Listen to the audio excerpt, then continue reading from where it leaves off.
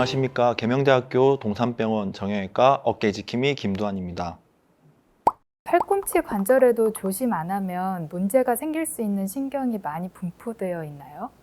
네, 팔꿈치 관절에도 중요한 신경들이 많이 있습니다. 요골신경과 척골신경, 그리고 정중신경이 있습니다. 피디님, 제가 퀴즈 하나 내볼까요? 혹시 이 네 가지 그림 중에 어떤 차이점이 있는지 아시겠습니까?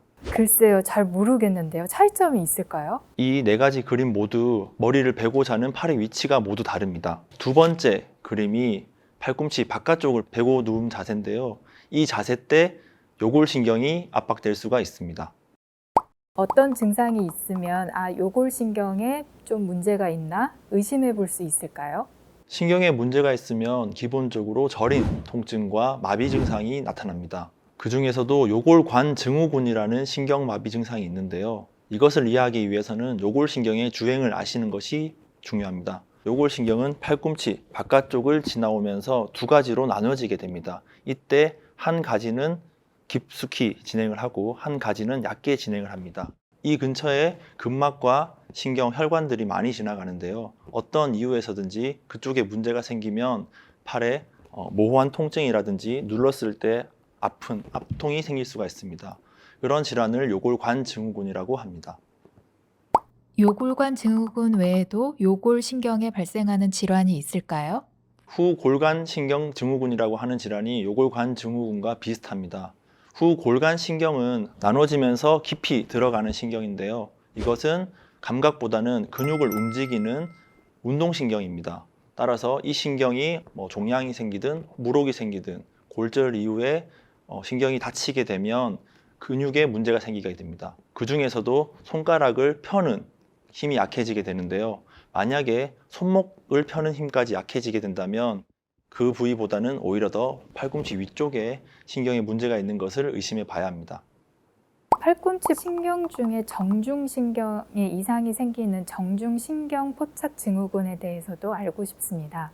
정중신경도 요골신경과 마찬가지로 여러 부위에서 문제가 생길 수 있습니다. 정중신경은 우리 팔 한가운데로 내려오는 큰 신경입니다. 이것이 어떤 부위에서든 압박이 되면 그것은 정중신경 포착 증후군이 되는 것입니다. 그 중에서도 가장 대표적인 것이 회내 증후군이라는 것이 있습니다. 회내근이라는 것이 팔꿈치 앞쪽에 위치하고 있는 신경인데요. 이 근육 근처에서 압박이 되면 그것을 회내근 증후군이라고 합니다. 이 회내 증후군의 주 증상으로는 정중신경이 지배하고 있는 팔 앞쪽과 손 앞쪽에 저린 증상이 주 증상으로 나타나고 있습니다. 손목 터널 증후군과 말씀 주신 회내근 증후군이 증상이 비슷해서 잘못 알고 계시는 분들이 있으실 것 같은데 좀 차이가 있을까요? 네, 손목 터널 증후군과 회내근 증후군은 모두 정중신경이 압박되는 질환이라서 오해하실 수 있지만 완전히 다른 질환입니다. 회내근 증후군은 앞서 말씀드렸던 것처럼 팔꿈치 앞쪽에 문제가 생겨서 신경이 압박되는 증후군을 말하고, 손목 터널 증후군은 손목 근처에서 정중신경이 압박되는 증후군을 말합니다. 손목 관절도 움직임이 굉장히 많은 관절입니다. 그렇기 때문에 많은 힘줄과 신경을 잡아줄 수 있는 특수한 인대가 있습니다. 그 인대와 뼈가 이루는 터널이 있는데요. 그쪽 부위가 손목 터널입니다. 이 터널이 좁아져서 정중신경을 압박하는 것이 손목 터널 증후군입니다. 그래서 눌리는 부위에 따라서 이 질환이 상당히 다릅니다. 두 증후군의 증상의 차이가 있는데요. 손목 터널 증후군은 손목을 지나는 신경부터 눌리기 때문에 주로 첫 번째, 두 번째, 세 번째 손에 저린 증상이 있습니다. 하지만 회내 증후군은 훨씬 더 위쪽에서 눌리기 때문에 손바닥 전체에 저린 증상이 생길 수 있습니다. 그렇기 때문에 증상에 따라서도 이 두 증후군을 감별할 수 있습니다. 회내근 증후군 말고도 전골간신경 증후군도 있다고 하는데요. 이 증후군에 큰 특징이 있다면요? 여러분, 저를 따라서 손가락으로 이렇게 오케이 자세를 한번 해보시겠어요?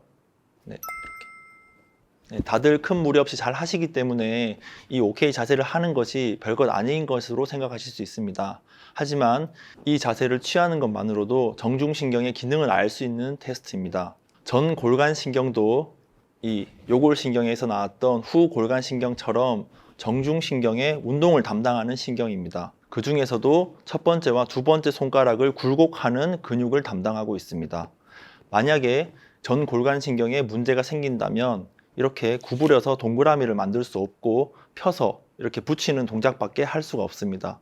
그렇기 때문에 이렇게 OK 자세를 취하는 것만으로도 정중신경의 기능을 알 수가 있습니다.